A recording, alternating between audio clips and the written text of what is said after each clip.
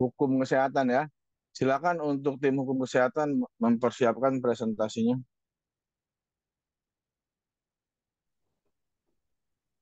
Baik-baik Farizan, saja. Sarah, Anita, Flo, sama Anissa Rama ya. Ya oke silakan.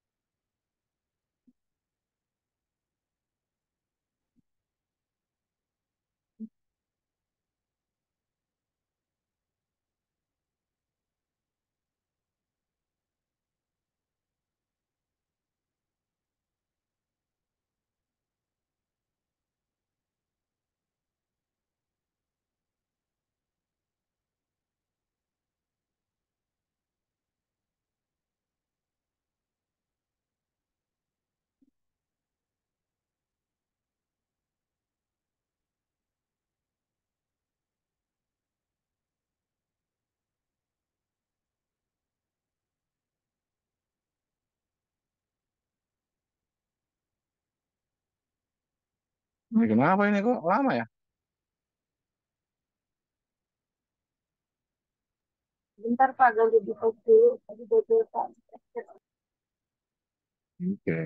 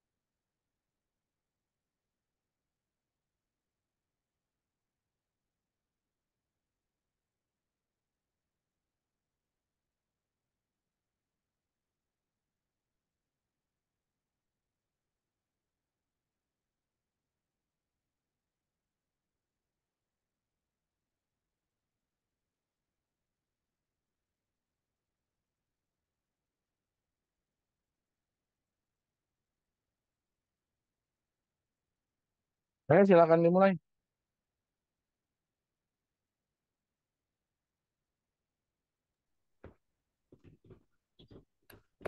Assalamualaikum warahmatullahi wabarakatuh.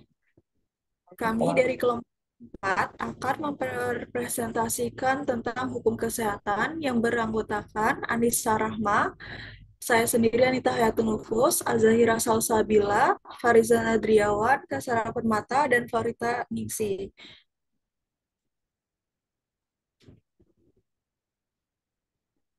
Next. Oke, di sini ada definisi hukum kesehatan. Menurut Profesor Dr. Rang, hukum kesehatan adalah seluruh aturan-aturan hukum dan hubungan-hubungan kedudukan hukum yang langsung berkembang dengan atau yang menentukan situasi kesehatan di dalam mana manusia berada. Hukum kesehatan adalah pengetahuan yang mengkaji tentang bagaimana sebuah penegakan aturan hukum terhadap akibat pelaksanaan suatu tindakan medik atau kesehatan yang dilakukan oleh pihak yang berprofesi sebagai tenaga kesehatan yang dapat dijadikan dasar bagi kepastian tindakan hukum dalam dunia kesehatan.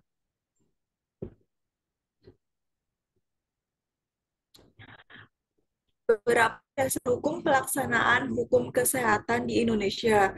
Yang pertama, Pasal 28 dan 34 Ayat 3 Undang-Undang Dasar Negara Republik Indonesia tahun 1945. Yang kedua, Undang-Undang Nomor 36 tahun 2009 tentang Kesehatan. Yang ketiga, Undang-Undang Nomor 29 tahun 2004 tentang Praktik Kedokteran. Yang keempat, Undang-Undang Nomor 38 tahun 2014 tentang keperawatan.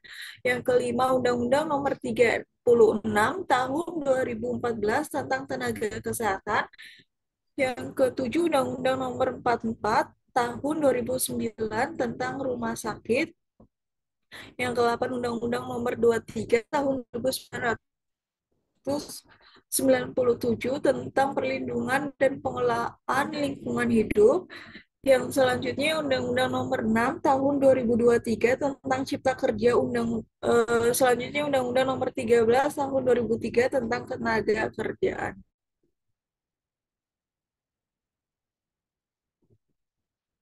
Beberapa dasar hukum pelaksanaan hukum kesehatan Indonesia.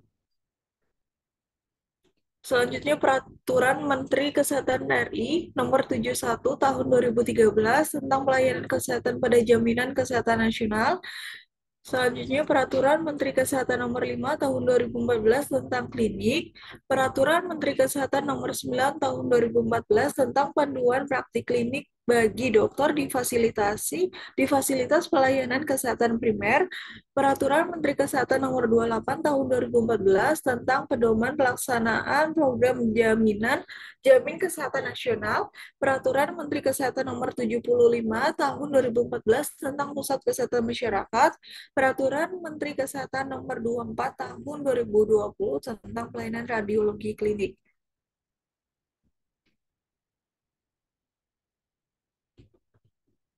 Dasar hukum pelaksanaan hukum kesehatan di Indonesia. Pelaksanaan hukum kesehatan selain berlandaskan pada dasar hukum, juga pada asas-asas hukum kesehatan.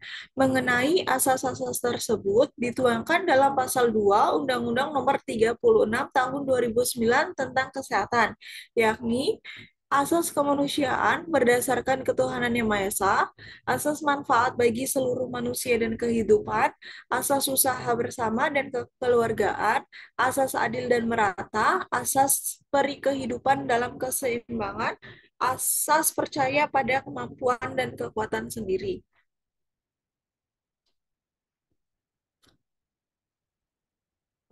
Selanjutnya akan dibacakan oleh Nisa. Ya, baik, terima kasih. Selanjutnya yaitu fungsi hukum kesehatan. Apa saja sih fungsi dari hukum kesehatan itu? Yang pertama terbagi menjadi 4. Ada fungsi manfaat, fungsi keadilan, fungsi dan fungsi kepastian hukum.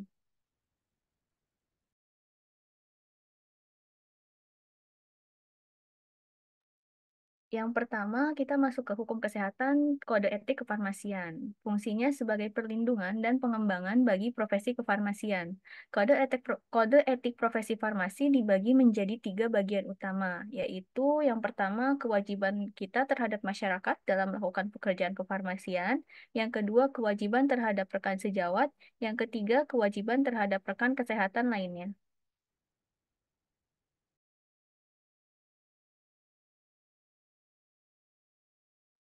Selanjutnya, prinsip-prinsip etika kefarmasian, yaitu prinsip tanggung jawab, prinsip keadilan, prinsip otonomi, dan prinsip integrasi moral.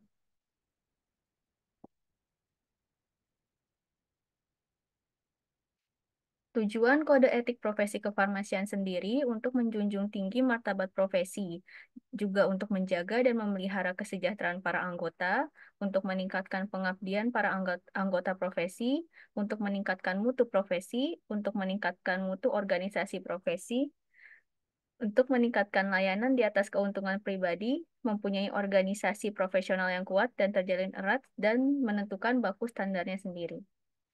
Selanjutnya akan dilanjutkan oleh Kak Florita, silakan. Terima kasih. Selanjutnya pekerjaan kefarmasian. Yang pertama, pekerjaan kefarmasian dalam pengadaan sediaan farmasi, kemudian pekerjaan kefarmasian dalam produksi sediaan farmasi, lalu pekerjaan kefarmasian dalam distribusi atau penyaluran sediaan farmasi, kemudian pekerjaan kefarmasian dalam pelayanan sediaan farmasi.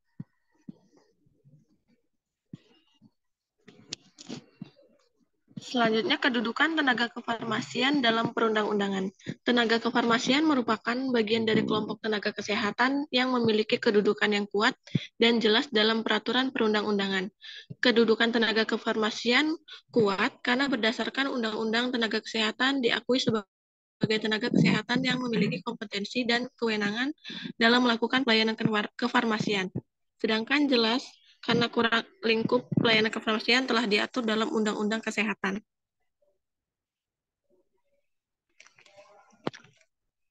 Perlindungan hukum bagi tenaga kefarmasian yang preventif. Yang pertama, melengkapi administrasi seperti STRA, STRTTK, SIPA, SIK, sertifikasi keahlian atau kompetensi, dan SOP. Yang kedua, mempertahankan dan meningkatkan mutu pekerjaan kefarmasian sesuai dengan perkembangan iptek. Yang ketiga, melakukan kewajiban sebagai tenaga kefarmasian sebagaimana yang tertuang dalam peraturan perundang-undangan. Yang keempat, memenuhi hak pasien. Yang kelima, melakukan kolaborasi seprofesional mungkin dengan tenaga kesehatan lainnya, lalu menghindari pelanggaran etik.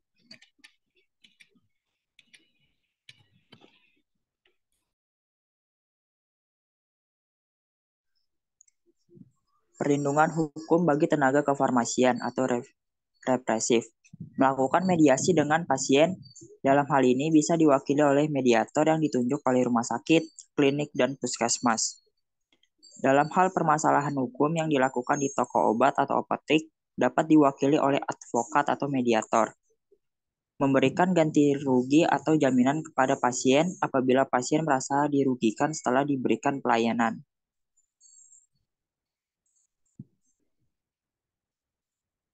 Transaksi terapeutik dalam pelayanan kefarmasian.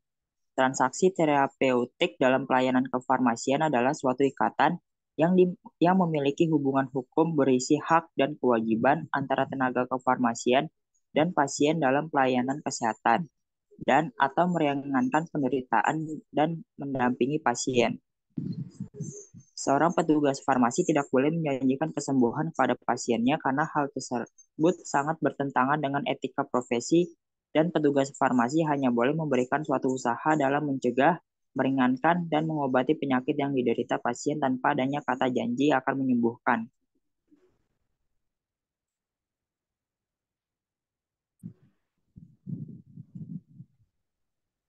Peran tenaga kefarmasian dalam penanggulangan bencana yang pertama itu adalah melakukan bantuan hidup dasar terhadap pasien dengan kondisi-kondisi kritis atau mengancam nyawa di lapangan. Kemudian menyerahkan jenis obat suntik yang diizinkan dalam rangka mendukung pelaksanaan tugasnya dalam keadaan darurat yang mengancam keselamatan jiwa dan diperlukan tindakan medis segera untuk menyelamatkan pasien. Selanjutnya ada melakukan pendistribusian obat-obatan untuk mengatasi wabah pada suatu daerah yang terkena bencana setelah mendapatkan perintah dari Dinkes atau pemerintah setempat. Peran tenaga kefarmasian dalam penanggulangan bencana, selain itu ada menjalankan peracikan obat-obatan tradisional apabila belum mendapatkan pendistribusian obat non-tradisional dari Dinas Kesehatan atau pemerintah setempat, memberikan pelayanan informasi terkait obat-obatan yang diserahkan kepada pasien. Peran organisasi profesi dalam penanggulangan bencana, yang pertama ada menghubungi instansi pemerintah yang bertugas dalam penanganan bencana untuk menyediakan jasa sebagai tenaga relawan kesehatan, merancang aksi tanggap bencana bersama dengan organisasi keprofesian lain. Selanjutnya, merancang aksi tanggap bencana bersama dengan organisasi keprofesian lain, yang ketiga, membuat suatu database informasi distributor obat yang dapat dihubungi untuk menjamin ketersediaan obat. Yang keempat, menyusun daftar obat dan perbekalan kesehatan lainnya yang perlu disediakan di tempat pengungsian atau penampungan. Menyusun daftar kebutuhan obat dan perbekalan kesehatan yang perlu segera disediakan. Yang kelima, ada menyusun daftar tenaga kesehatan dan tenaga kefarmasian lainnya untuk berkoordinasi di lapangan dan menyiapkan daftar serta stok emergency kit yang berisi obat-obatan yang digunakan pada kondisi kegawat daruratan.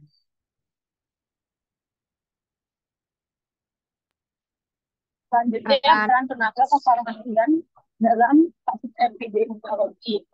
Yang pertama, menyerahkan obat-obatan tanpa resep untuk penyakit. Menjalankan praktikan obat-obatan tradisional, yaitu pembuatan dan penyerahan apabila belum mendapatkan distribusi bantuan obat tradisional dari pemerintah setempat atau dinas kesehatan. Yang kedua, memberikan pelayanan informasi terkait obat-obatan yang diserahkan kepada pasien. Lanjut, sanksi dalam hukum kesehatan. Yang pertama, sanksi pidana yaitu diatur dalam Undang-Undang Nomor 36 Tahun 2009 tentang kesehatan, diatur dalam bab 20 tentang ketentuan pidana mulai pasal 190 sampai dengan pasal 201. Untuk sanksi perdatanya, yang pertama ada pembayaran ganti rugi material, yang kedua pembayaran ganti rugi imaterial. Kemudian sanksi administrasinya ada pencegahan dengan bentuk tulis, denda administratif, kemudian ada pencabutan izin praktik.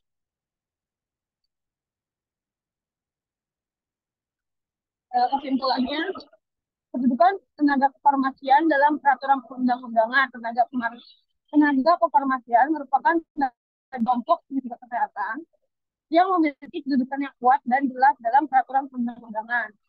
Kedudukan tenaga kefarmasian kuat karena berdasarkan undang-undang tenaga kesehatan diakui sebagai tenaga kesehatan yang memiliki kompetensi dan kewenangan dalam melakukan pelayanan kefarmasian, sedangkan jelas karena ruang lingkup pelayanan kefarmasian telah diatur dalam Undang-Undang Kesehatan.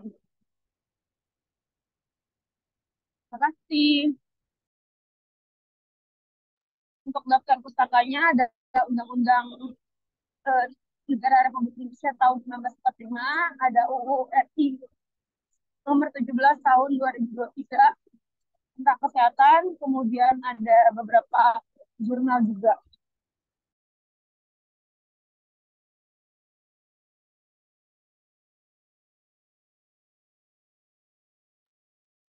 Oke, terima kasih atas presentasinya ya. Nah, jadi hukum kesehatan, tapi yang dibahas di materi tadi banyak praktek kefarmasian ya.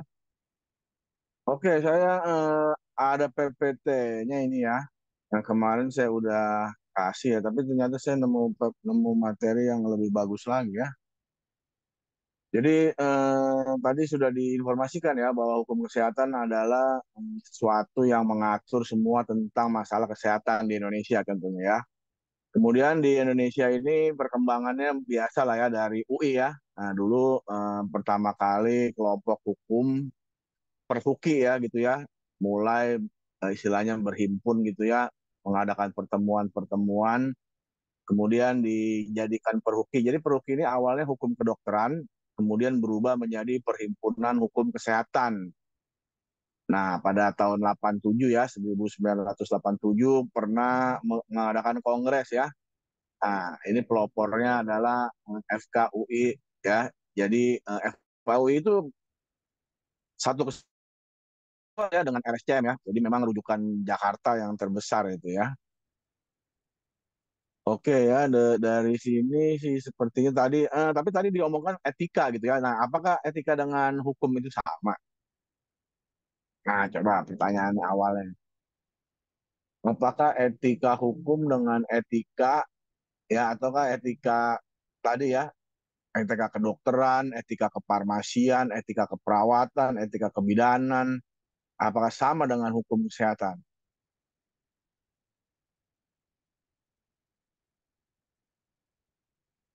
Ayo, siapa yang mau jawab?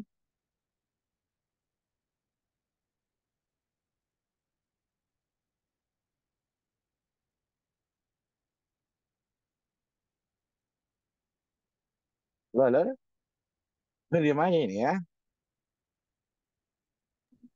Berbeda, Nah, Pak. saya pakai. Ya apa bedanya coba? Kalau hukum kesehatan kan yang mengatur sistem hukum yang ada di apa sistem hukum tenaga kesehatan yang ada di Indonesia ya Pak. Ya. Kalau etika kan Terus, kalau etika itu kayaknya per profesinya Pak, karena kan tiap profesi beda-beda etika kesehatannya. Kalau dari yang buku hukum kesehatan gitu Pak. oke benar ya. Ah, tapi kok ini suara kamu agak putus-putus, kenapa itu ya? Iya maaf Pak, saya lagi dibonceng di motor Pak, maaf ya Pak. Ya, ilah orang kuliah ada yang di motor ya. Luar biasa emang Indonesia ya. Terlalu sakti manusianya ya. Ya, oke, hati-hatilah. Nah, ini ya, ini dapat baru nih ya. Coba kita lihat yang baru, mungkin lebih menarik yang baru ya. Hukum kesehatan dan etika ya. Tadi katanya kalau hukum, nah kalau hukum ini mencakup semua orang gitu ya, umum. Artinya istilah dampaknya itu nggak pada satu profesi aja. Tapi kalau etika tadi ya, biasanya per badan profesi. Etika kefarmasian ya mungkin berbeda dengan etika keperawatan gitu ya, isinya seorang farmasi harus begini-gini ya. Kadangkala etika itu juga nggak tertulis ya, artinya nggak dihukum gitu kalau melanggar, cuman ya artinya melanggar etika itu kadangkala malu lah ya. Nah, di sidang di badan etik contohnya mengucapkan kasar kepada pasien gitu, nah kan itu kan wah melanggar, itu melanggar etika itu gitu. Ya, tapi kalau pasiennya tidak memproses secara hukum ya damai-damai aja gitu ya. Tapi kalau hukum kan lebih banyak langsung dampaknya itu lebih luas ya. Langsung berasa gitu. Contohnya ya maaf, maaf kalau dokter itu malpraktek gitu ya. Ya apoteker juga bisa malpraktek banyak gitu ya. Kalau dapat resep tanpa mengkaji lebih jelas langsung memberikan obat. Contoh, terjadilah kesalahan nama obat dan dosis contohnya ya. Oke, kita lihat ya di sini ya. Nah, jadi konsep hukum kesehatan itu semua ketentuan hukum yang berhubungan langsung dengan pemeliharaan atau pelayanan kesehatan dan penerapannya. Ya, jadi aturan tertulis mengenai hubungan antara pihak provider ya pemberi dengan masyarakat atau penerima. Ya, hukum kesehatan tersebut mengatur hak dan kewajiban. Nah, ini ya kadangkala manusia ini suka menuntut hak tapi males melaksanakan kewajiban. Nah, itu ya, itu yang jadi yang harus disadari nih sama kita nih. Ya, sebagai sebagai orang yang punya hak dan kewajiban. Ya, contohnya ujian ya. Jangan melanggar kewajiban bayar administrasi gitu ya. Karena kan administrasi paling sering ini yang jadi masalah ya. Mau dapat haknya, tapi kewajiban bayar suka terlambat gitu. Nah, itu yang sama aja nih ya. Jadi dihukum itu melanggar hukum namanya kan. Jadi kita harus seimbang lah ya antara mau menuntut hak dan melaksanakan kewajiban. Ya, ini ada ilmuwan ya, sebagaimana dikatakan Cicero bahwa di mana ada masyarakat di situ ada hukum. Nah, jadi nggak ada lah ya kalau masyarakat ini tidak diatur secara hukum, wah kacau kehidupan ya. Ya, buktinya hampir setiap hari itu banyak orang melanggar hukum kan. Yang paling gampang nih kalau kita nih pengendara motor nih ya kayak saya nih ya tiap hari kalau ke kampus naik motor. Ada kan peraturan itu ya, motor harus dikasih apa maksudnya nomor STNK-nya harus aktif, nggak boleh bayar pajaknya terlambat ya, per tahun bayar 5 tahun sekali ganti. Di dalam perjalanannya ada kecepatannya dibatasi, ada rambu-rambu kecepatan, ada lampu merah gitu ya, oh, lampu merah stop. Tapi kadang-kadang kan lagi buru-buru nih, sikat aja gitu. Nah, tapi pas sikat aja ya kalau ada polisi jelas ditangkap. Tapi juga bahaya gitu kan bagi orang lain dan diri kita sendiri ya. Tiba-tiba ada orang nyebrang karena udah lampu merah, wah ketabrak sama kita. Jadi panjang urusannya, gitu ya.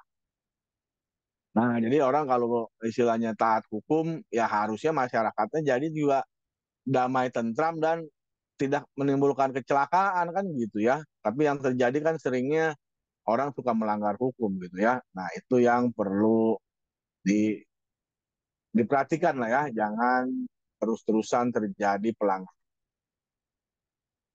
Ya, apalagi nggak dibuatnya hukum ya. Waduh, sangat-sangat apa berbahaya ya kalau nggak ada peraturan hukum itu ya. Jadi masyarakat tidak apa ya,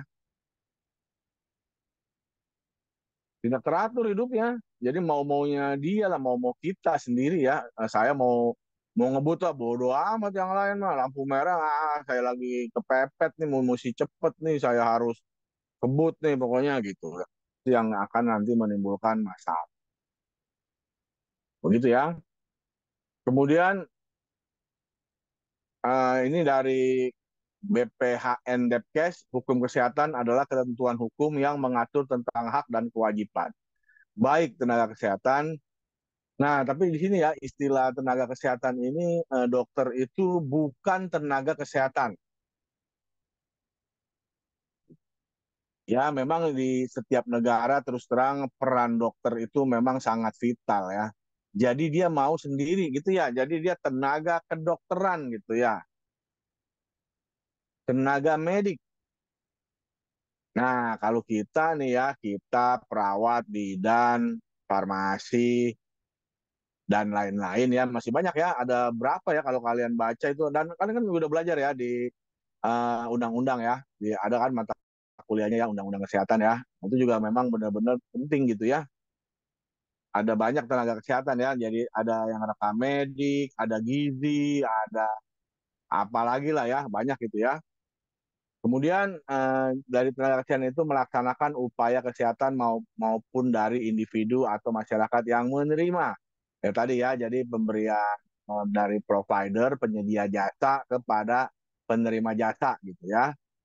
Aspeknya yaitu promotif, ya ini sama ya, PPKR,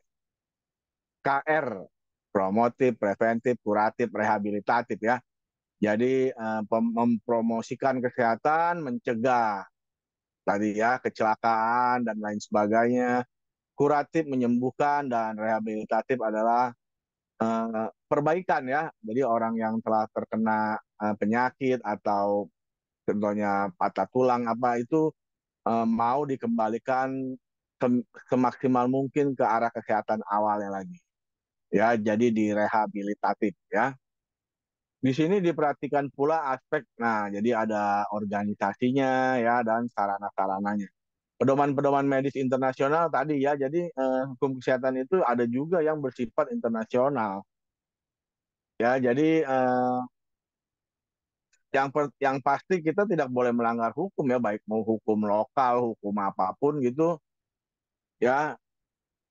Nah, WHO ya sepertinya contohnya ya, kita sedikit ke arah hukum yang beda nih ya. Hukum kejahatan perang contohnya ya. Nah, kemarin kan itu ya Israel sering membom Palestina gitu ya.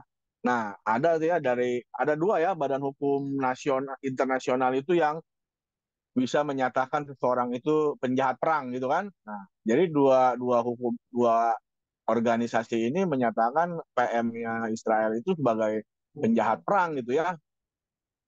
Tapi ya karena itulah ya biasanya memang Israel itu suka dibantu gitu ya oleh negara besar ya, Amerika gitu ya, Perancis dan lain sebagainya gitu kan. Sehingga memang eh, organisasi tadi cuman istilahnya membuat promosi aja gitu ya. Nih si ini penjahat perang gitu. Tapi untuk menangkapnya atau menyidangnya itu ya memang agak sulit gitu ya. Karena tadi ya badan itu istilahnya bentukannya dari WHO gitu ya sama aja kalau dia berani nanti negara-negara yang besar tadi bisa ikut campur juga gitu. Jadi masih belum terlalu ya berguna gitu ya. Oke ya kita kembali lagi ke sini. Jadi tadi ya jadi bisa gitu ya internasional juga tadi ya meminta pertanggungjawaban makanya tetap aja jangan melanggar hukum gitu ya. Nah, dan banyak juga ya hukum-hukum yang kita ini kan hukum kesehatannya KUHP dan lain sebagainya biasanya mengadopsi ya dari negara maju gitu ya dan di apa di konversi lah kalau gitu yang ngomongnya ya dikonversi ke keadaan di Indonesia ya hukum kebiasaan hukum otonom ilmu pengetahuan literatur medis ya merupakan sumber hukum. Jadi sumber hukum dalam kesehatan meliputi hukum yang tertulis, jurisprudensi, konsensus, traktat, dan pendapat ahli. Apa ini nanti ya kita lihat ya. Dilihat dari objeknya, maka hukum kesehatan mencakup segala aspek yang berkaitan dengan pemeliharaan kesehatan. Tadi ya, biasanya menyembuhkan, merehabilitasi, ya, kuratif gitu ya. Atau hukum kesehatan memiliki ruang lingkup yang cukup dan kompleks. Ada 30 jenis ya, perundang-undangan yang, nah ini menurut Jaya Surya ya, 30 ya. Secara umum, memberikan perlindungan kepada individu, masyarakat, dan memfasilitasi penyelenggaraan upaya kesehatan agar tujuan kesehatan tercapai. Ya, 5 fungsi memberi hak, penyediaan perlindungan, peningkatan kesehatan, pembiayaan, dan penilaian terhadap kuantitas dan kualitas dalam pemeliharaan kesehatan. Nah ya, jadi terus kalau kita masuk rumah sakit, nah biasa ya kita dapat formulir dulu ya. Nah, di situ ada tuh kita baca tuh hak-hak kita apa, kewajiban kita apa ya. Selalu begitu ya. Tapi ya kewajiban awal biasa lah ya bayar administrasi gitu ya. Asas hukum kesehatan bertumpu pada hak atas pemeliharaan kesehatan sebagai hak dasar sosial yang ditopang oleh dua hak dasar individu ya terdiri dari hak atas informasi dan hak atas menentukan nasib sendiri. Nah ini ya, jadi ini memang berkembang gitu ya. Kalau dulu kita nih ke dokter kan kita nggak bisa menentukan nasib kita sendiri loh. Kita nurut aja lah, dokter bilang apa kek, iya, iya dok, iya dok, iya dok gitu ya. Tapi walaupun sekarang juga masih ya, tapi maksudnya orang udah lebih bisa berubah gitu ya, udah belajar, lebih ngerti bahwa nanti minum obatnya begini aja. Lah dok, saya nggak bisa dok ini dok, saya nggak suka nih yang begini.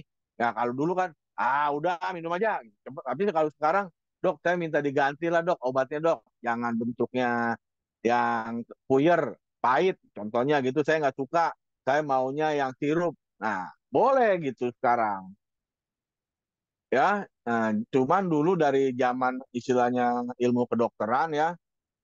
Nah, itu istilahnya dokter lah yang menentukan nasib kita. Ya atau istilahnya provider itu lebih berkuasa lah kita sebagai penerima jasa itu jarang bisa nuntut apa-apalah gitu. Kalau tadi terlalu kita ngomongin ke dokter ya, tapi maksudnya secara tenaga kesehatan lain nih kita juga sebagai apoteker kalau bilang ini minumnya begini aja ya, kalau pahit ya tambahin lah gula ya, karena gampang aja sih ngomong begitu ya, tapi harus dari pasiennya itu bilang juga bisa nggak sanggup nggak begini, kalau kurang ya mintalah ke dokternya lagi untuk diganti bentuk sediaannya. Males ya udah kalau males ya begitu kan mau gimana lagi ya. Kemudian tautan antara hukum kesehatan dan hak untuk sehat, hak atas pemeliharaan kesehatan mencakup berbagai aspek yang merefleksikan pemberian perlindungan dan fasilitas ya dalam pelaksanaannya. Jadi untuk merealisasikan hak atas pemeliharaan juga bisa juga mengandung hak untuk hidup, hak atas privasi. Nah ya sekarang yang paling lagi booming ini masalah privasi ya.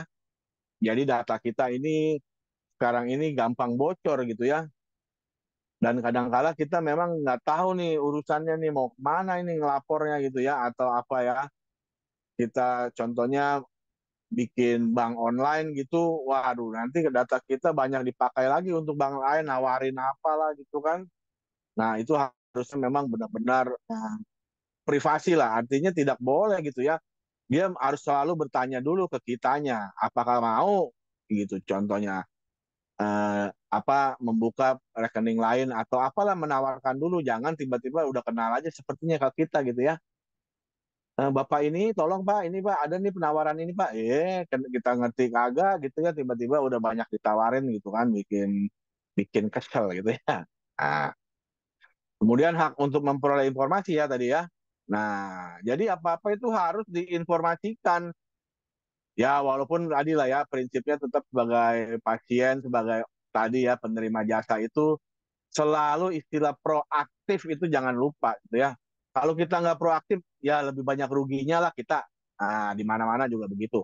Nggak hanya di kesehatan aja, nggak antara kita berbicara hukum kesehatan. Ya, di semua aspek lah. Kalau kita cuman iya Pak, iya Bu, ya udah kita nggak bakal bisa tambah pengetahuan kita dan pengalaman kita. Semua jadi minim gitu. Tapi kalau kita selalu mau loh Pak ini kenapa begini, itu kenapa begitu. Masa sih Pak, coba Pak tolong. Nah, kalau kita proaktif sering begitu, pasti kita jadi lebih ngerti lah. Gitu ya, jadi jangan kita terima-terima aja. Jadi informasi itu kita harus sejelas mungkin. Kadang-kala kan ada yang informasinya nggak jelas gitu ya. Ada ekor-ekornya gitu ya, maksudnya asal gitu ya. Kayak sama aja ya, diskon 100%, tapi ada klausulnya di bawahnya paling banyak 10.000. Lah, itu Pak bukan 100% Pak. Nah, itu kalau menurut saya sebenarnya agak menipu ya.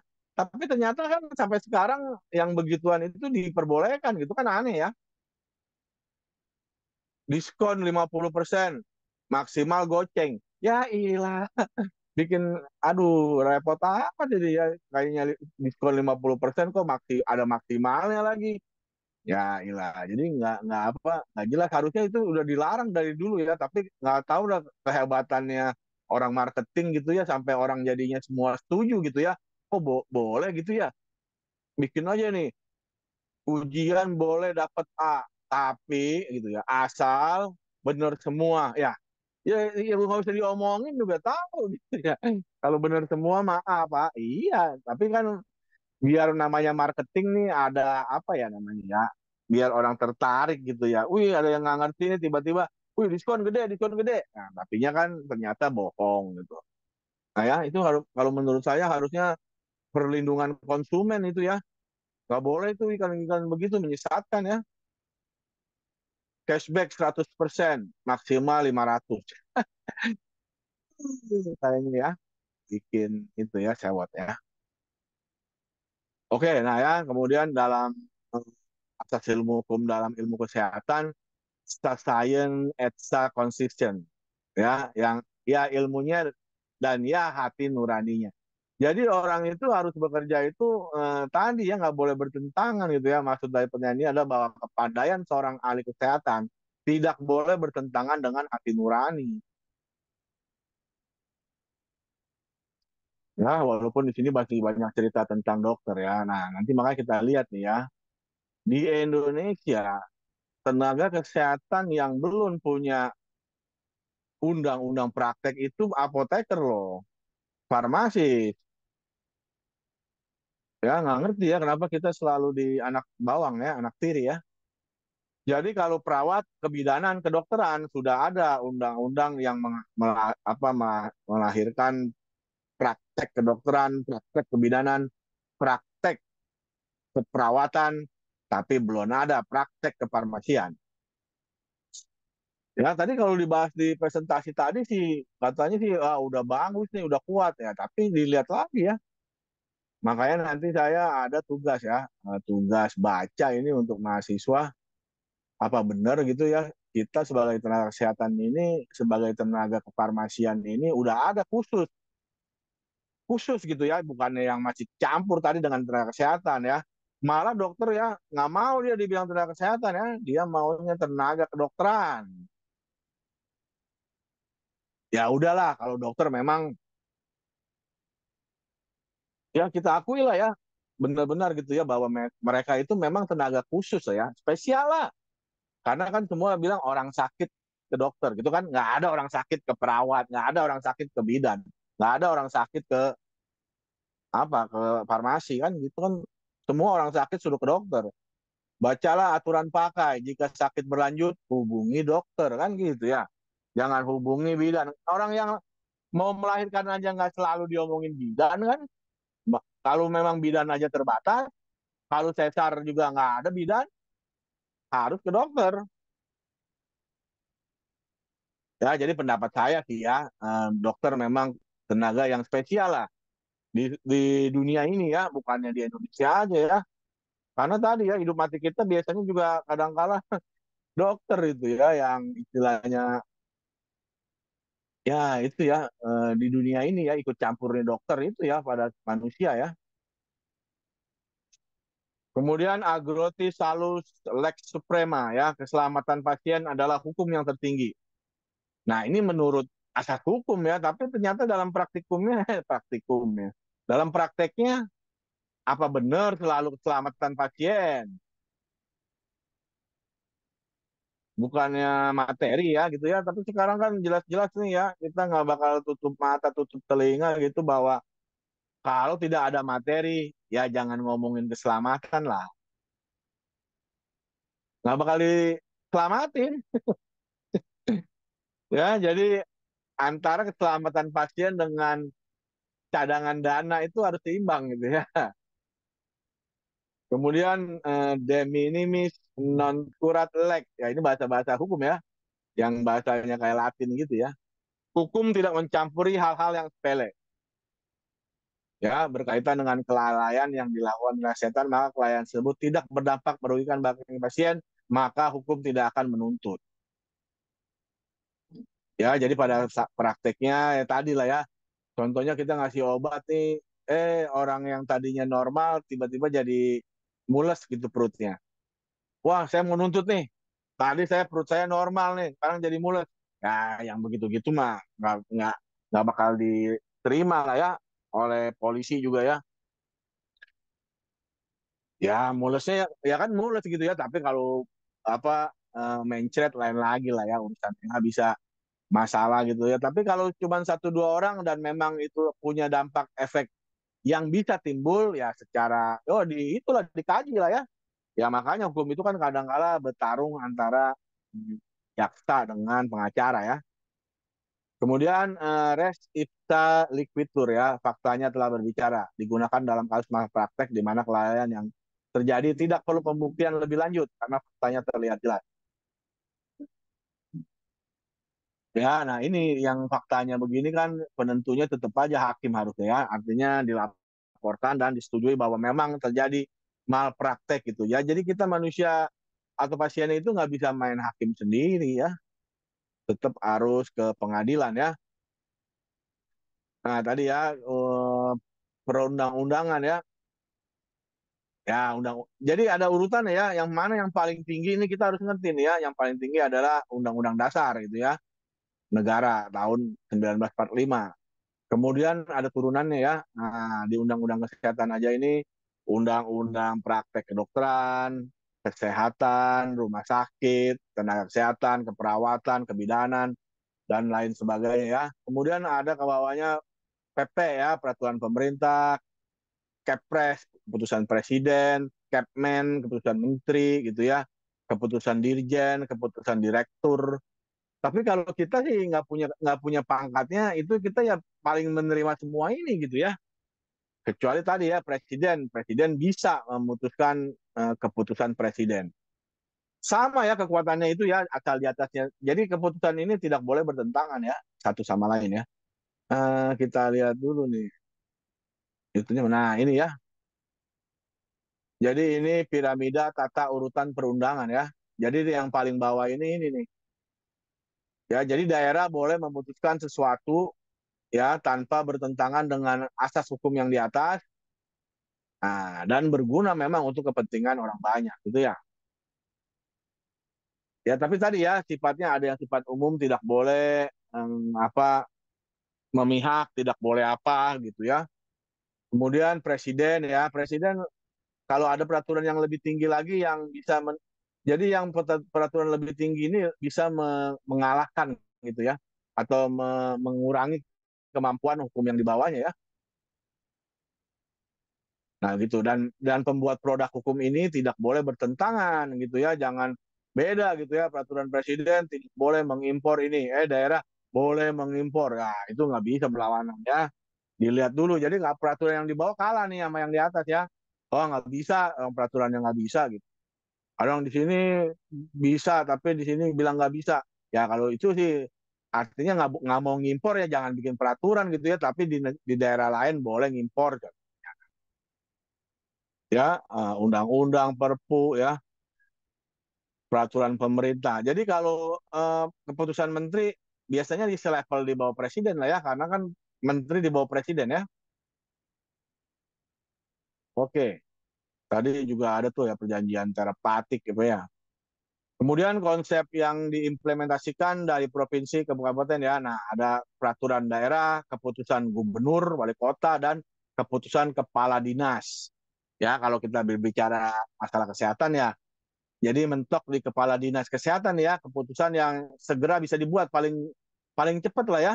Jadi ada kalau kasus-kasus yang merebak gitu ya, nah ya udah yang paling gampang kepala dinas saja bikin peraturan buruan supaya jangan terus melebar atau apa gitu kan. Nah, kemudian dari tinjau dari sudut pandang materi berkait dengan upaya kesehatan, tenaga kesehatan, sarana kesehatan, dan komoditas ya atau komoditi barang-barang kesehatan. Ya, kemudian ruang lingkupnya ini ya ada hukum kedokteran dan hukum kedokteran gigi, perawatan, hukum farmasi. Ya ini ya, tapi hukum farmasi ini ya produk farmasinya ya, bukan prakteknya ya. Nah, tadi dilihat lagi lah. Ya, kemudian rumah sakit juga sangat banyak itu ya, kesehatan masyarakat, lingkungan, ya, dan di industri ya, pekerjaan.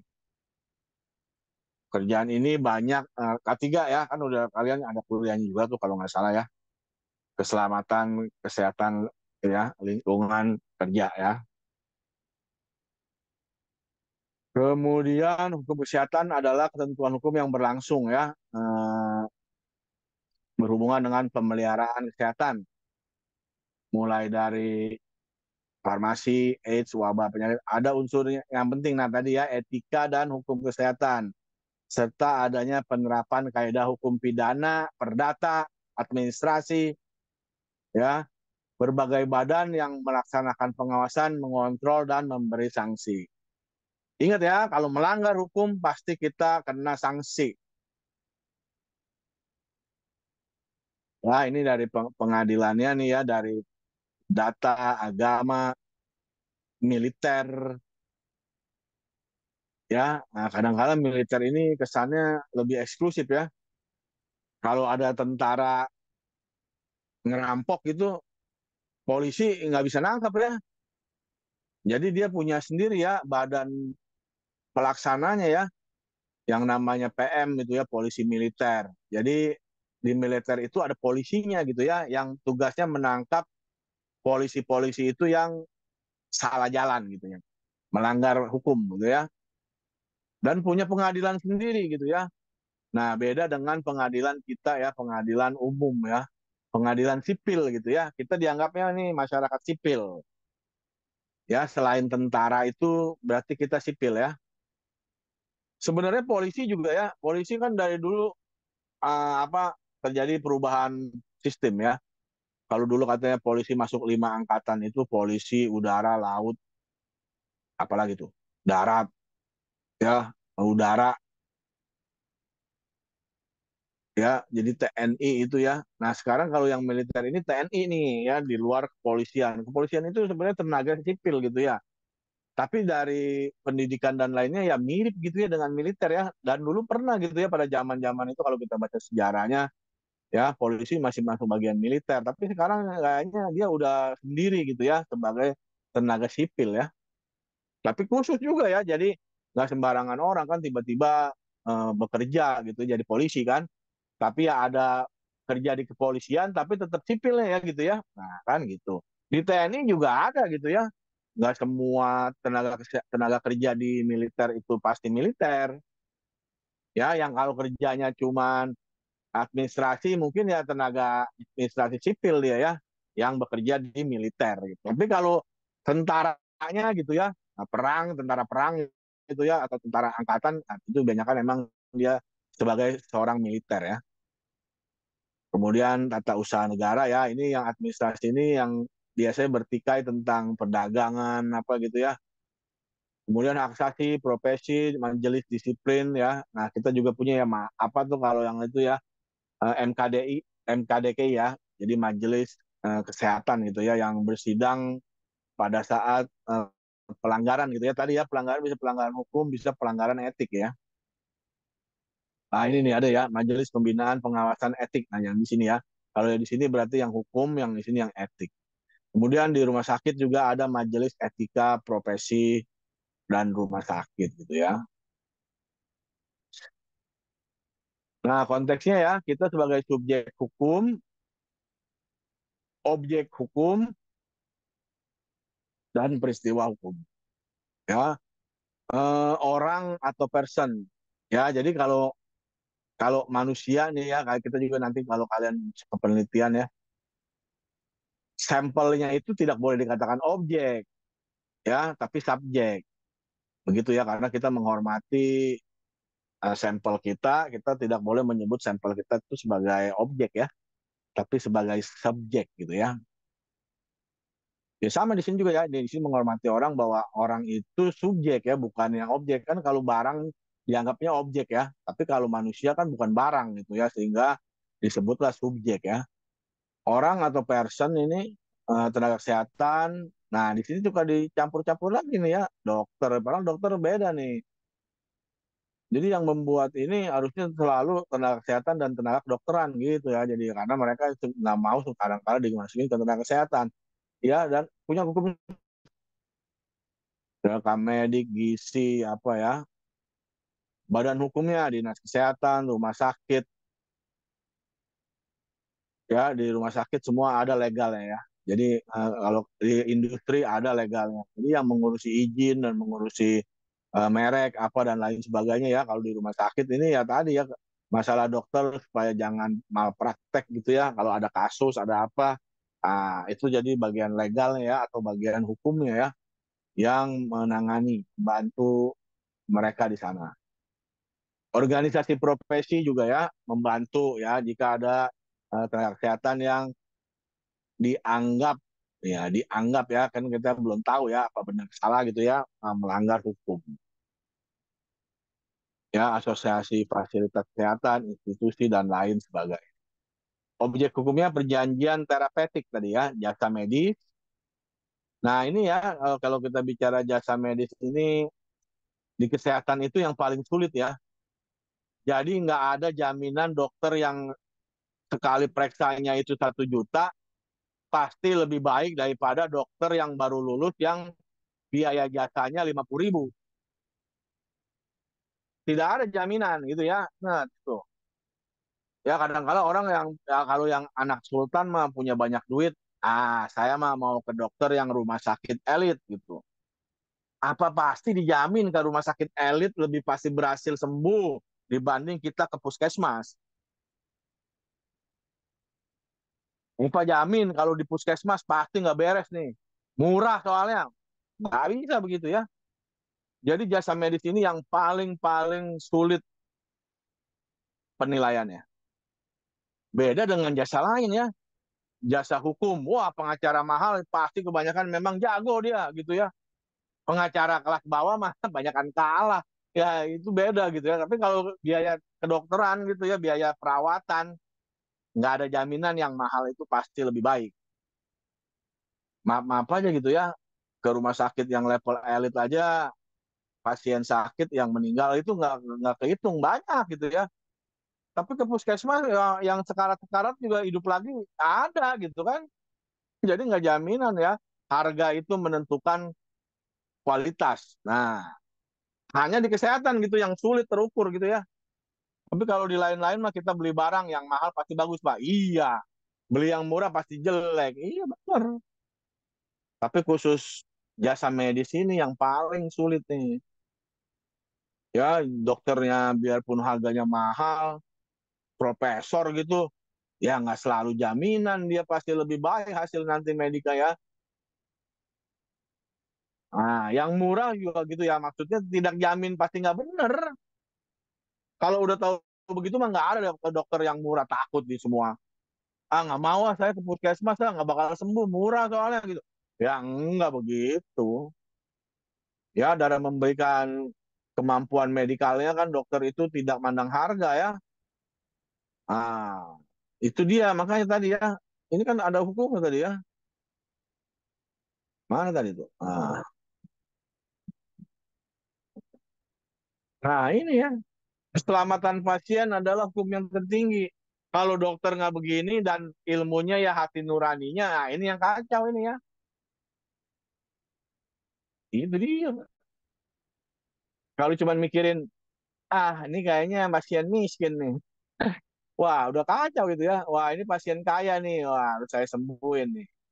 Kalau pasien miskin mati aja deh. Ya nggak begitu ya. Jadi harus benar-benar sesuai hati nurani, kemampuannya, dan tadi memberikan keselamatan yang terbaik ya. Soalnya kan banyak juga kasus ya. Luka luka sedikit masuk rumah sakit, bukan yang sembuh malah meninggal gitu ya. Ah, ya artis apa ya gitu ya cewek ya. Kayaknya kenapa dia kepotong apa tangannya keiris gitu kan masuk rumah sakit, malah dirawat koma gitu ya, meninggal. Anaknya Nani Wijaya apa ya? Lupa saya, udah lama kasusnya ya. Oh iya Pak, yang Kan, udah lama, tahun 2000-an. nah iya kan ajaib kan, masa apa ya masalah sedikit, wah jangan sampai besar nih, ke rumah sakit lah. Bukan sembuh. Kayak aneh gitu ya. Udah bayar rumah sakit ratusan juta mungkin dia ya. Mati, meninggal juga gitu ya. Gimana rasanya? Ya. Kemudian menurut hukum objek perjanjian ini, nah bukan kesembuhan pasien. Nah itu lagi ya. Melainkan mencari upaya yang tepat untuk kesembuhan pasien. Ingat ini ya, jangan kita yakin makanya kalau ke rumah sakit nih kita mau sembuh. Ternyata dokter cuma mencari upaya doang. Ya, mencari upaya yang tepat. Ya kayaknya sih ngeledek gitu ya. Ya kan semua orang mau, mana ada sih Pak mau cuman diusahakan doang ya maunya sembuh lah gitu ya. Tapi ya ternyata begitu menurut hukum. Jadi kita jangan nuntut kalau kok saya ke dokter nggak sembuh, dokternya salah nih. Ya bukan begitu ya. Karena dokter hanya mencari upaya yang tepat, bukannya kesembuhan. Nah, ini dia ya. Jadi luas lah ya. Makanya kita sangat-sangat harus apa gitu ya supaya kita dapat menuntut ini dokter malpraktek nih. Kayaknya nggak serius, maunya duit doang. Tapi saya kayaknya di apa disuruh bolak-balik doang. Nah, contohnya gitu ya. Sebagaimana perjanjian suatu perikatan, dalam perjanjian terapeutik juga dapat terdapat pihak yang mengikatkan diri pada suatu perikatan ya, yaitu dokter dengan pasien. Secara umum, apa yang diatur menurut perjanjian menurut berlaku ya, dalam perjanjian terapeutik ada kekhususan tertentu yaitu ikrar atau cara mengadakan perjanjian ya. Nah, ini ada KUHP-nya ya. Sebab di dalam perjanjian terapeutik dijelaskan bahwa dengan kedatangan pasien ke rumah sakit, tujuannya memeriksakan kesehatan telah dianggap sebagai suatu perjanjian. Tuh. Ya, jadi kalau kita mau ke dokter, mau diperiksa ya kita harus setuju lah ya. Jangan kita ribut sama dokter. Ah, apa nih dok? Begini gini, apa nih dok? Oh ini. Jadi kacau lah gitu ya. Politik, hukum, dan proses legislasi. Ya, regulasi kesehatan adalah perangkat aturan tertulis ya yang dibuat oleh badan legislatif. Ya, ini banyak kan DPR ya. Jadi kita di negara kita kan kalau kita tahu pembuatan undang-undang ya. Jadi DPR sebagai lembaga legislatif. Apa itu? Lembaga pembuat hukum. Ya, jadi DPR inilah yang membuat undang-undang. Ya tadi presiden boleh gitu ya, tapi tadi mengacu kepada tadi ini undang-undang ini, ya turunannya gitu ya, kan turunan menjabarkan ya, tapi tidak berlawanan. Ya, Ananda, silakan. Ya, regulasi di bidang kesehatan dibuat dengan tujuan mengatur pelaksanaan dan penyelenggaraan. Benar sih begini ya. Kemudian Dinas Kesehatan memiliki peran sebagai regulator, berarti pengatur nih ya, di daerah yang merupakan perpanjangan tangan dari Menkes, memiliki peran ganda dalam pembentukan regulasi dan implementasi. Ya, jadi di bawah ini kan makanya ya gubernur itu sekarang itu jadi presiden mini ya. Ya, jadi di daerah ibu kota, daerah ibu kota lagi, daerah apa namanya, Jawa Jakarta khusus ya ibu kota ya. Sekarang tapi udah dicabut ya, pindah ke IKN ya. Jawa Barat ibu kotanya Bandung. Nah ya, jadi Bandung ini akan dikuasai oleh seorang gubernur. Bukan ya, gubernur Jawa Barat ya. Nah Jawa Barat nih ya, jadi kalau yang lebih kecil lagi wali kota lah gitu ya. Nah wali kota. Kalau wali kota harus melapor dulu ke gubernurnya. Jadi gubernur lah ya yang paling berkuasa dalam suatu daerah ya. Nah itu dia yang bisa melahirkan kebijakan-kebijakan yang memang benar-benar bisa dirasakan langsung ya oleh masyarakatnya. Jadi kalau dulu kan semua diatur dari pusat ya, namanya terpusat. Sekarang sudah didistribusikan ke masing-masing daerah ya, tidak dipusatkan lagi.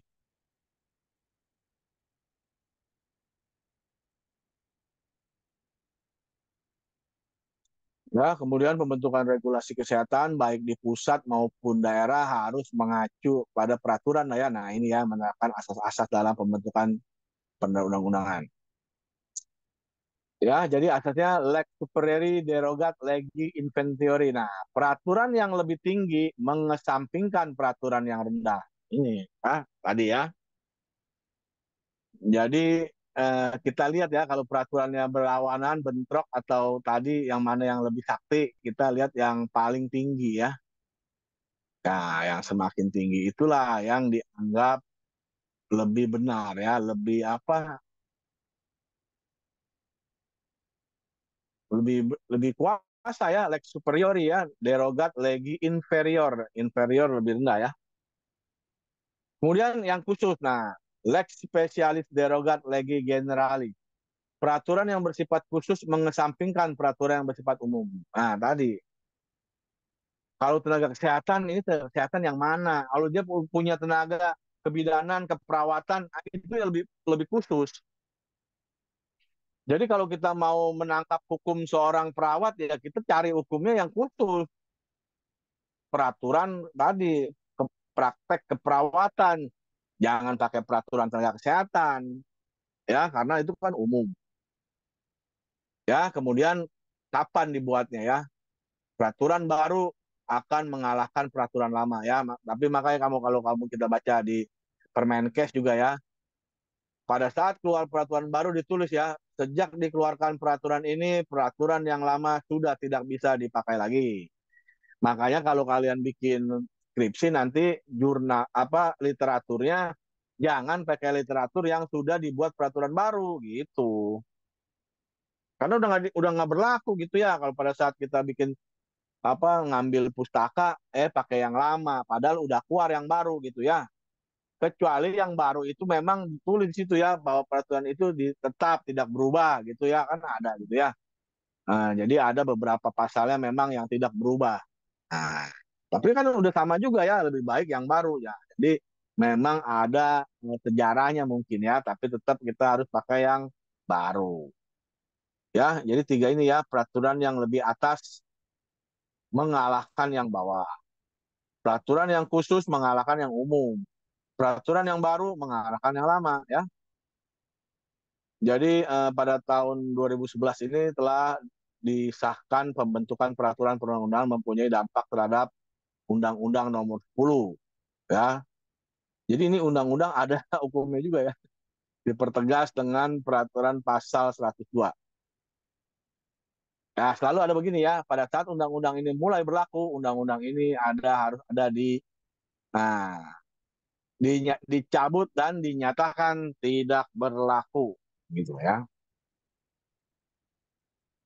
Tadi ini udah kita bahas. Nah ini ya, contohnya nih ada nih berdasarkan tadi ya peraturan yang lebih tinggi akan mengabaikan hukum yang lebih rendah ya. Nah ini contoh-contohnya nih nanti dilihat lah ya. Jadi yang lebih tinggi lagi yang undang-undang dasar ya. Nah, undang-undang dasar adalah hukum dasar yang tertulis merupakan peraturan negara tertinggi. Nah, jadi semua harus dilihat nih. Kalau melanggar undang-undang dasar ya pasti gagal lah hukum itu yang nggak bener, nggak boleh lah. Mesti dirombak lagi lah. Habis undang-undang dasar, MPR. Tadi ya, ada kemudian melahirkan DPR, UU, undang-undang. Nah, oleh DPR nih ya. Jadi undang-undang dibuat oleh Dewan Perwakilan Rakyat DPR. Nah, tapi bekerja sama ya biasanya ya. Nah, karena akan dilaksanakan oleh presiden. Nah, jadi undang-undang itu kan semua nanti dilaksanakan oleh presiden ya. Nah, dengan persetujuan bersama presiden. Peraturan pemerintah. Nah, ya jadi di bawah presiden ada PP ya atau Perpu.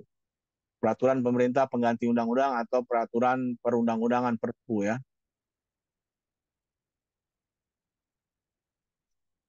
Nah, ini pada saat hal kegentingan yang memaksa. Jadi kalau DPR nih, nah kemarin kan yang lagi masalah katanya peraturan ini ya, penyitaan aset ya. Nah ternyata penyitaan aset ini sama DPR dicuekin nih. Kenapa itu ya? Nah, ya kalau kita sih namanya masyarakat sukanya kan agak kritis gitu ya pada orang DPR ya. Ya itulah kalau mereka korupsi mereka nggak mau disita gitu hartanya semua. Nah kalau ada undang-undang pengambilan aset habis dia. Nah, dia takut lah ya karena banyak koruptor. Bukan yang menuduh ya. Itu maksudnya itu biasa kan di masyarakat begitu pendapat ya. Jadi dicuekin aja ya katanya udah masuk ke meja DPR itu tahun 2023 gitu tapi ya nggak ya itulah nggak mau dibahas lah karena tadi ya maaf maaf gitu ya pasti prediksi kita nih sebagai manusia itu kan suka ya jelek sih emang ya. Ini nih pasti nih takutnya yang korupsi itu disita semuanya kalau ketangkep. Makanya pada belaga. Jangan gitu ya. Jadi negara kita memang nih kalau masalah korupsi ini, waduh semua pada belaga tutup mata gitu ya. Sedangkan KPK itu aja yang udah bagus tadinya keras dikurangin kemampuannya kan. Sekarang malah ketua KPK-nya korupsi lagi. Ya, ilah. Bingung jadinya ya. Gimana beres ya korupsi di negara kita ini?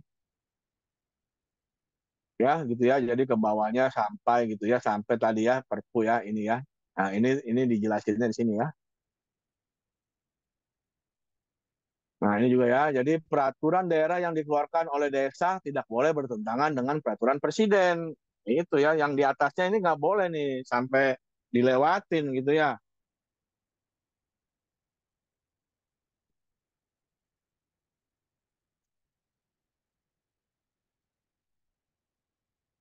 Kemudian peraturan pemerintah tidak boleh bertentangan dengan undang-undang dan terus sebagainya ya. Ini jadi ada keterangan pengertiannya.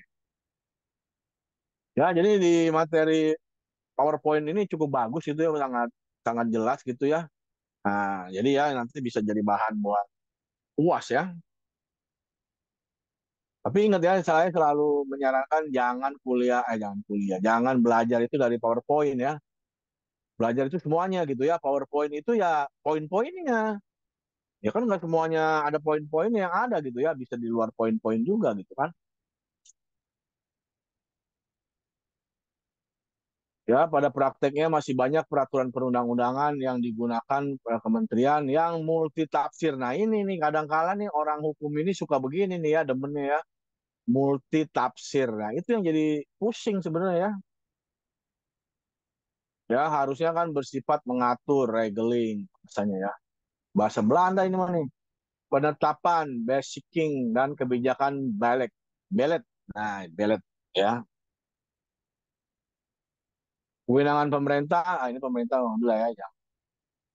Nah, provinsi, kemudian hukum ini. Nah, ini ya politik hukum. Etika, nah ini ya, etika ya. Berarti hukum udah cukup banyak itu ya. Etika ini dari kata etos yang berarti kebiasaan ya, atau adat. Adatnya di daerah sono begitu loh katanya. Orang kalau menikah begini, begini, begini. Nah itu adat ya. Kalau dia tidak begitu kan, dia melanggar etika itu ya. Loh kok dia nikahnya nggak begitu ya? Kenapa ya? Wah nggak benar tuh. Nah, kan sukanya begitu ya. Kemudian etos atau etikos yang berarti perasaan batin atau kecenderungan batin yang mendorong manusia dalam perilakunya. 4 alasan mengapa etika itu penting ya. Belajar etika. Etika memandu manusia dalam memilih berbagai keputusan.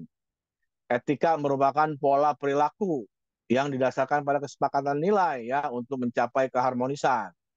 Dinamika dalam kehidupan manusia ya menyebabkan perubahan nilai sehingga perlu selalu dilakukan analisa ya yang diulang-ulang. Etika mendorong tumbuhnya naruli moralitas ya mengilhami manusia untuk sama-sama mencari, menemukan dan menerapkan nilai-nilai yang optimal ya, hakiki ya, yang bagus lah ya, yang superior tadi yang baik ya. Nah, jadi etika dapat dilihat sebagai norma atau ilmu tentang susila ya, tentang pola hidup yang baik gitu ya, tidak melanggar kesusilaan. Etika sebagai ilmu berarti ilmu yang objeknya kesusilaan. Karena penilaian mengenai baik dan buruknya tindakan atau perilaku manusia disebut kesusilaan. Ya kalau maksudnya maaf ya ada istilah yang tadi ya dulu ya wanita tuna susila. Wanita yang tidak bersusila. Jadi dia melanggar norma gitu ya. Nah,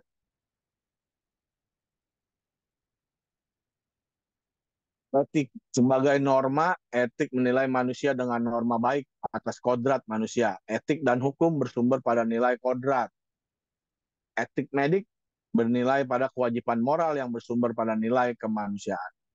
Etika profesi ya yang menjadi topik ini ya terjadi krisis multidimensi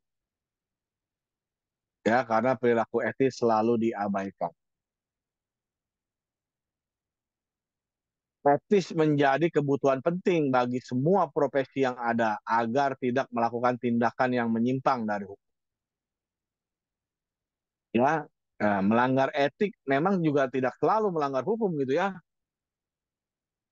Profesi pada hakikatnya adalah suatu pernyataan atau suatu janji terbuka. Nah, ya nanti kan kalian juga akan mau lah ya mencapai profesi apoteker ya. Nah, bahwa seorang akan mengabdikan dirinya pada suatu jabatan atau pekerjaan dalam arti biasa karena orang tersebut merasa terpanggil. Nah, jadi profesi itu bukan paksaan ya. Jadi apa namanya ya? Panggilan ya, panggilan jiwa. Suatu profesi bukanlah dimaksud untuk mencari keuntungan bagi dirinya sendiri, melainkan untuk pengabdian kepada masyarakat. Ya, memang indah terdengar gitu ya. Nah, tapi ya namanya manusia gitu ya, kadang-kala juga suka ya yang aneh-aneh gitu ya. Udah profesinya apoteker, contohnya lagi dulu ya kasus vaksin palsu gitu kan ada ya. Jadi dia ya bukannya jadi terbalik ya, bukannya mengabdi kepada masyarakat, tapi mencari untung sendiri. Harusnya ada nih ya mal profesi itu namanya ya. Ini berarti profesi tidak boleh sampai merugikan, merusak atau menimbulkan kerugian bagi orang dan masyarakat. Ini malu gitu ya satu profesi gitu ya. Profesi apoteker ono lo bikin vaksin palsu. Waduh, satu satu profesi itu nama istilah apoteker semua apoteker malu gitu ya. Wih, kok begitu ya malu-maluin aja tuh. Sebaliknya profesi harus berusaha menimbulkan kebaikan, keberuntungan, sempurnaan serta kesejahteraan bagi masyarakat. Ya, jadi untuk menjadi seorang profesi yang profesional berarti seorang tenaga kesehatan harus lebih mengutamakan kepentingan masyarakat. Ya tadilah ya, memang bahasanya indah ya. Oke, nah, etika profesi adalah bagian dari etika sosial. Dimasuk nih ya, filsafat atau pemikiran kritis. Jadi biasanya etika ini ditetapkan oleh senior-senior ya, oleh apa tetua-tetua ya. Profesi dapat dibedakan. Nah, profesi hukum, kesehatan, dokter, apa ya pengertian profesi lebih khusus dari pengertian pekerjaan. Ya, contohnya lafal, sumpah dokter, dokter gigi, apoteker, tenaga keperawatan, kebidanan, kode etik dan kode etik rumah sakit. Ya, hukum-hukumnya selalu ya, perdata, pidana, administrasi, agama, militer tadi ya. Oke, kita cepetin nih ya.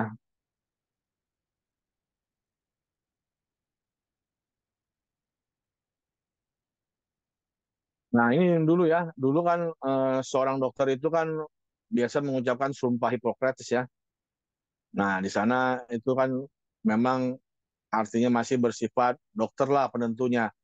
Tapi mungkin ini ya pemikiran kita ya dokter yang dulu mah istilahnya polos gitu ya, murni memikirkan pasien tanpa memikirkan ekonomi, kontrakan rumah, mobil saya apa, gaji saya berapa.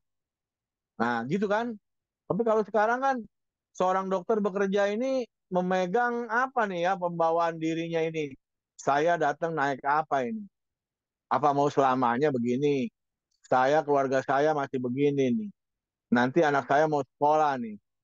Kemudian naik kendaraannya apa ini? Apa anak istri saya? Kapan nih punya punya mobil satu per orang, punya villa, punya apartemen. Nah, jadi banyak juga pemikiran lain gitu ya. Sehingga sumpah Hipokratesnya ini rada kendor gini ya. Ya saya bukan ngomongin ngejelekin dokter gitu ya. Ini kan sebagai contoh aja di kuliah. Nah, gitu ya. Jadi apoteker sama juga gitu dok, perawatan apa.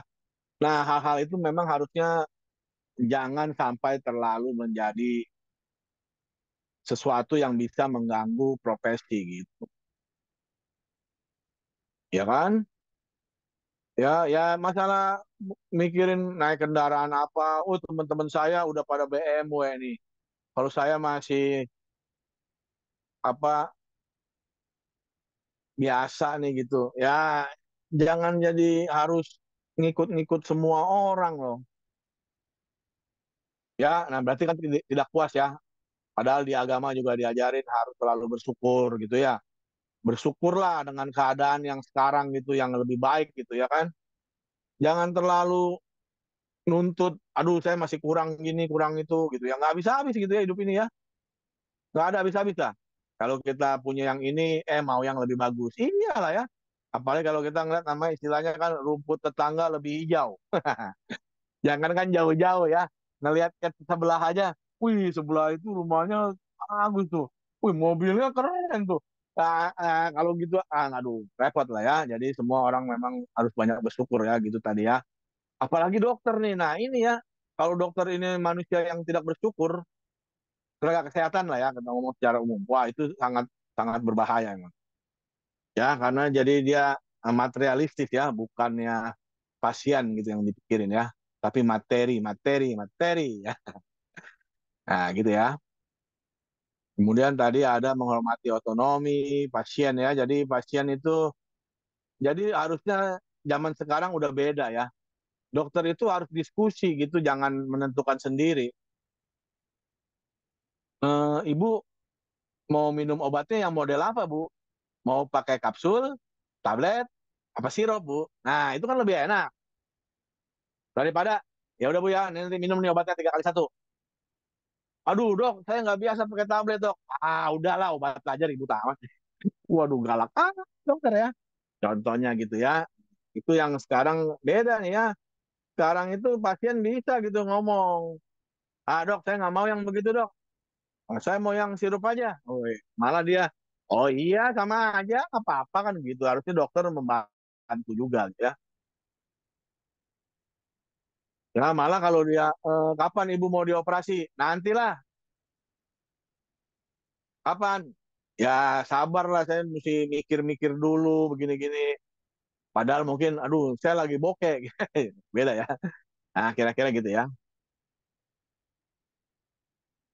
Jadi ini berlawan dengan budaya tradisional Hippocrates. Nah, gitu ya. Jadi agak beda ini sekarang itu, di mana umumnya dokter lah yang menentukan apa yang dianggapnya paling baik untuk pasien. Nah, ini zaman dulu begitu ya. Sekarang ini udah berubah nih, Hippocrates minus gitu namanya sekarang ya. Ya, tapi gitu ya, karena perkembangan zaman memang manusia juga banyak belajar gitu kan, sehingga pasien pun sekarang lebih ngerti. Kadang-kadang pasien lebih ngerti daripada dokternya. Ya, kayak sama mahasiswa nih, kadang-kadang kan pinter nih, lebih ngerti daripada dosennya ya. Nggak apa-apa gitu ya. Ya, jadi terbuka. Jangan jangan otoritas kan namanya ya. Semua begitu ya. Nah, tidak ada superior dan inferior, karena tanpa adanya pasien atau pasien tidak dapat bekerjasama, maka pelayanan tidak maksimal. Nah, gitu. Kita mikirnya lebih dari tadi ke arah pelayanannya yang baik. Kalau kita paksain nanti dia nggak minum obat, salah siapa? Kita kan yang maksain. Udah dibilang dia nggak bisa tuh yang pahit-pahit, yang nelen-nelen, yang padat. Dia bisanya yang cair. Kita paksain kasih tablet. Ya,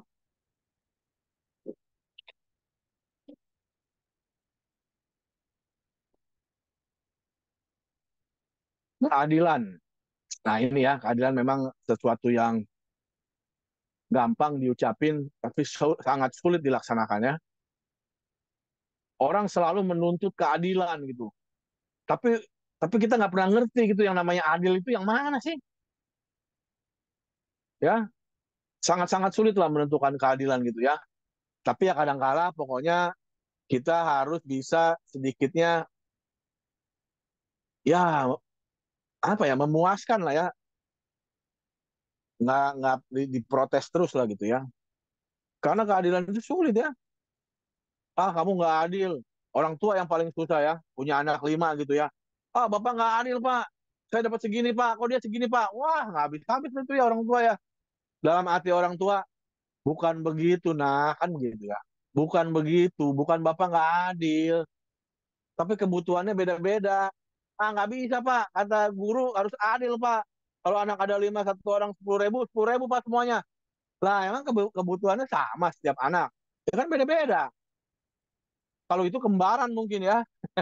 Kalau kembar 5 nih paling enak. Beli baju 5 pasang. Beli apa 5 pasang. Nggak pusing. Kembar 5 dianggap satu. Tapi kalau 5 anak yang berbeda-beda gitu, laki perempuan, bahkan ada yang mau ini, mau itu.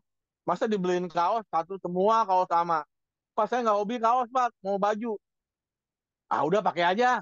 Pak, apa nggak adil, Pak? Saya kan maunya. Itu, Pak. Gitu ya. Jadi keadilan memang susah gitu ya.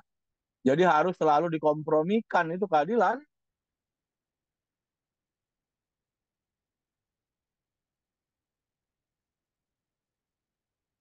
Asas berkata benar. Salah satu ciri berhubungan tenaga kesehatan adalah tenaga kesehatan harus selalu berkata benar tentang keadaan pasiennya. Jadi jangan nakut-nakutin. Nah ini banyak terjadi ya di lab nih, tenaga lab nih, saya sudah tahu nih.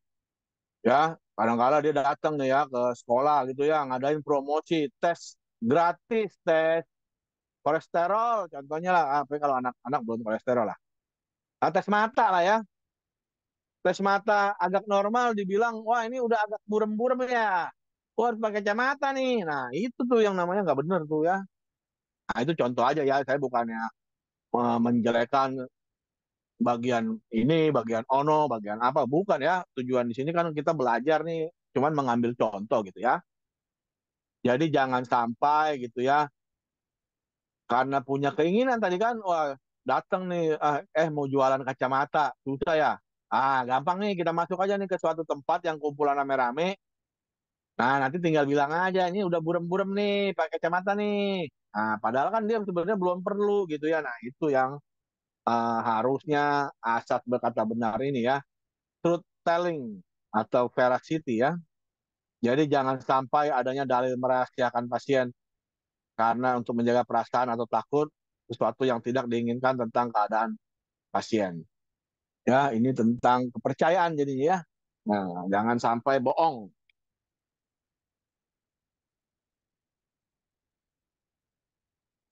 Nah, ini ya, jadi kalian harus bisa membandingkan ya antara persamaan etika dan hukum dengan perbedaannya. Ya, etika dan hukum kesehatan sama-sama merupakan alat pengatur. Tapi perbedaannya etika kesehatan berlaku di lingkungan masing-masing profesi, sedangkan hukum kesehatan berlaku umum. Gitu ya. Jadi ini diapalin nih semuanya. Ya, latihan nanti dilihat aja ya. Nah, gitu ya. Jadi banyak banget ya ini untuk kesehatan ya. Ada ilustrasinya. Oke ya, ini sedikit tambahannya ya. Jadi tugas baca ini tolong dipoto aja nih.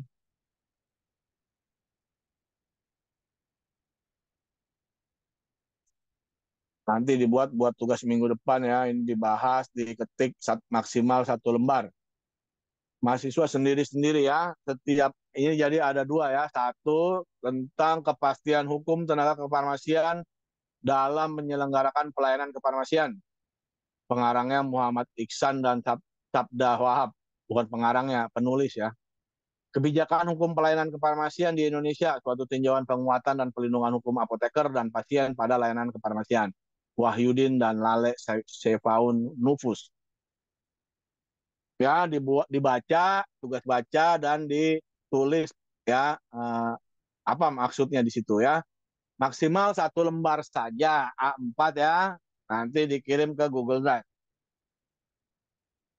Ya, tugas buat menambahkan nilai.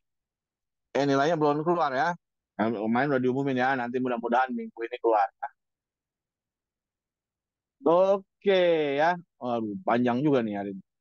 Silakan kalau ada yang mau bertanya, nah, kalau tidak dulu atau apa kita bikin absen ya.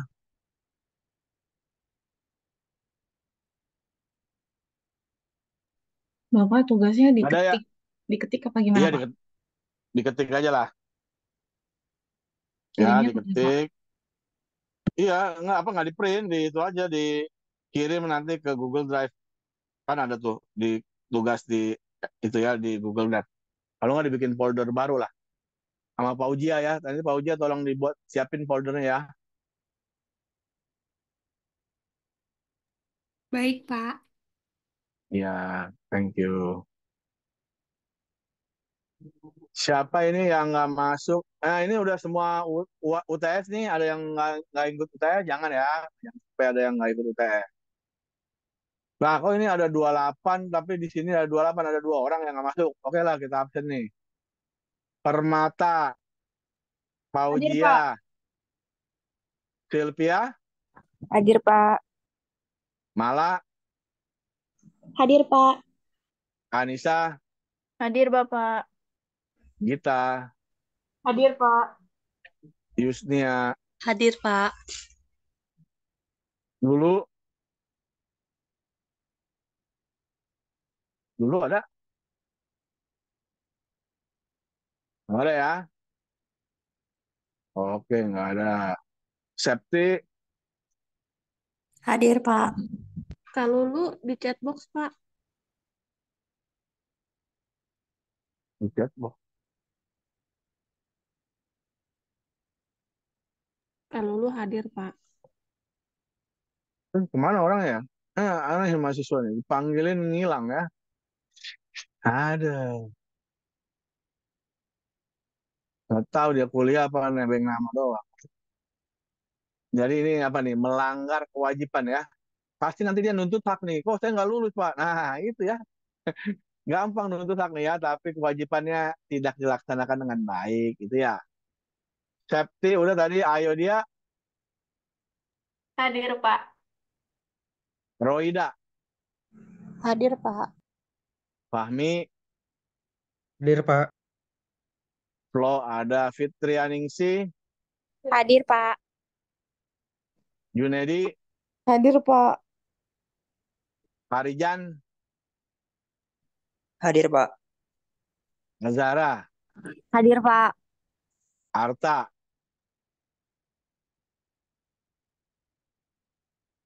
Arta ada Arta? Nggak ada nih Arta. Salsabila. Hadir, Pak. Salsabila Al-Zahira saya. Azahira hadir, Pak. Baru nih Salsabila ini mah. Hadir, Bapak. Iya, Ananda. Hadir, Bapak. Berarti kamu kemana? WC ya?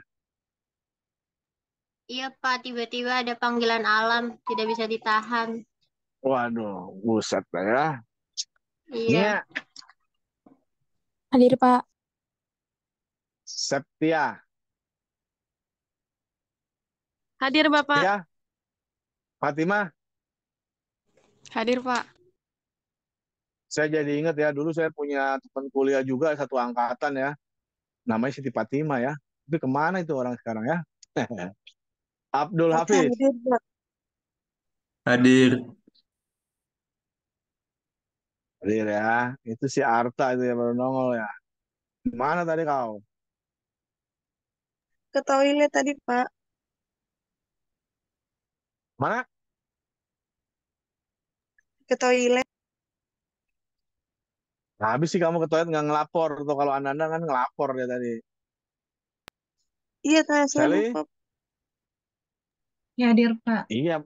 Iya banyak kan lupa lah mahasiswa mah pokoknya lah. Kalau lupa, lupa aja lah pokoknya lah ya. Anita, Hadir, Pak. Debo. Hadir, Pak. Oke ya, berarti masuk semua nih kayaknya ya. Jadi 30 tuh kalau di absen. Tadi nggak di absen mah dan 28 ya. Oke ya, terima kasih semuanya untuk pertemuan hari ini. Semoga bisa dimengerti ya. Jadi nanti materi-materinya ya, termasuk dari tugas tuh ya. Jadi kayaknya tugas itu juga bisa kisi-kisi ya, karena memang bagus itu ya membahas tentang profesi kita ya, farmasi. Oke, terima kasih semuanya untuk hari ini. Semoga bisa dimengerti. Tetap sehat, tetap semangat. Sampai jumpa lagi di minggu depan. Terima kasih dan selamat pagi semuanya. Pagi, Pak. Terima kasih, Pak. Pagi, Pak. Makasih, Pak. Iya, sama-sama. Pamit ya. Oke, Iya, oke, pamit. Pak. Iya.